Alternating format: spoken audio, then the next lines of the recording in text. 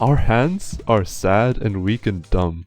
We have to pick up objects to move them around. That's boring. So I'm gonna make a game where you can telekinetically control objects by moving your hand around in the air. In most games, one hand is used for movement and the other hand is used for aiming. But I'm gonna need one hand dedicated to using the force. So how could we solve this?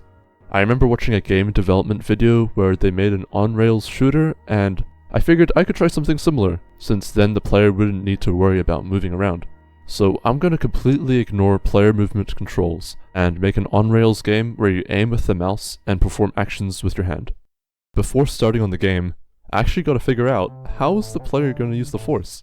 Since this game is actually part of a university assignment, I get access to some random bits and bobs, and I've also got an Arduino which will receive and process these inputs and send them to the game. For detecting hand movement, I'm making use of these two little components. One of these is the ultrasonic distance sensor. It can tell how far away my hands are by shooting out high frequency sounds, which go to my hand and then bounce back. And the longer this takes, the further away the object is. This could be helpful for controlling the height of some objects, for example. I also have a gesture sensor. It can detect a bunch of different gestures like swiping in one direction or doing a little clockwise motion. This works through a tiny little guy in there who tells me what gestures are being done. I've got everything wired up and it works pretty well.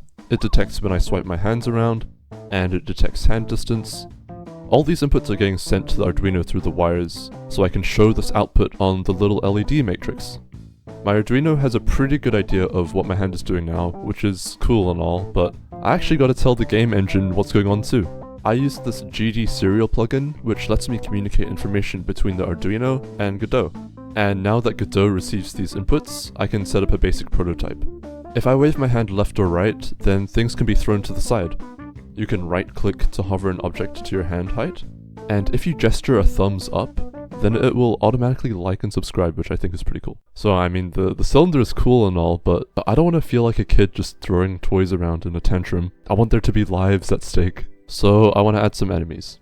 This assignment is due kinda soon, and I like the skills to model a proper 3D enemy. So I've just drawn one up in pixel art with some basic frames for when they're standing, when they're thrown to the side, or falling over.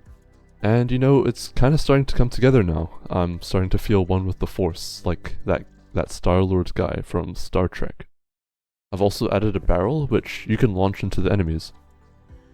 I think now's a good time to start carving out a bit more of this game. So I've made a starting area, and you can kill the enemies in whatever way you want.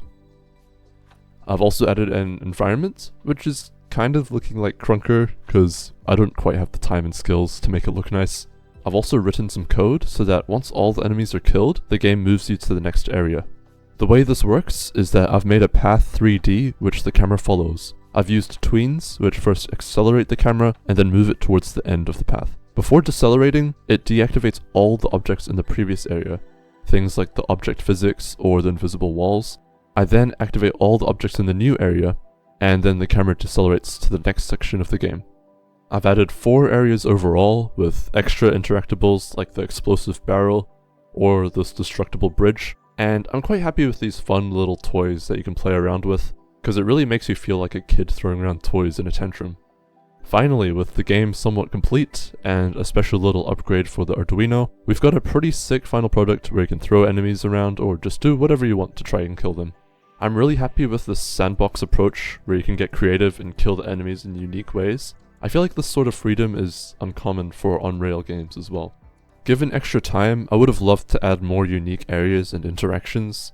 There was potential to add more gestures too, since it could actually detect things like clockwise motion or like waving your hand around.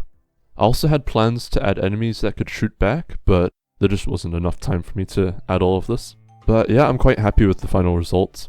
The code's available on GitHub if you want to take a look at that. I could add some improvements so it's more playable on the keyboard.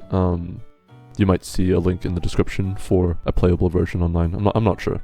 Okay, it's the end of the video. Bye.